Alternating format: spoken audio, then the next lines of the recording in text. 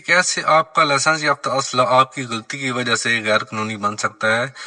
جب آپ لائسنس حاصل کرتے ہیں تو آپ کو NBP یعنی کہ غیر ممنوعہ بور کا لائسنس جاری ہوتا ہے، اور غیر ممنوعہ بور میں سنگل شاٹ یا سیمی آٹومیٹک شامل ہیں۔ مثال کے طور پر جن میں 12 بور شاٹ گن، 30 بور پسٹل ہو، 32 بور پسٹل ہو، 9mm پسٹل ہو گیا، 22 بور رائفل ہو گئی۔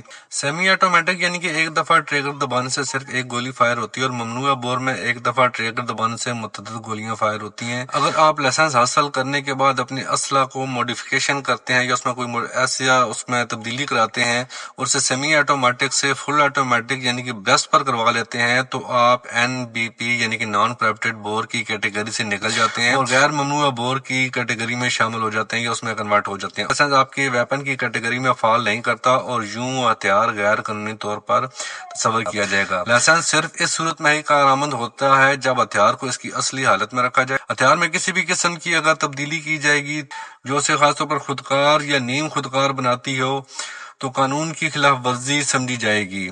اس کے نتیجے میں لائسنس منسوخ ہو سکتا ہے اور آپ کے خلاف قانونی کارروائی بھی ہو سکتی ہے۔ اپنا بہت خیال رکھیے گا۔ Stay safe, stay blessed. اللہ حافظ۔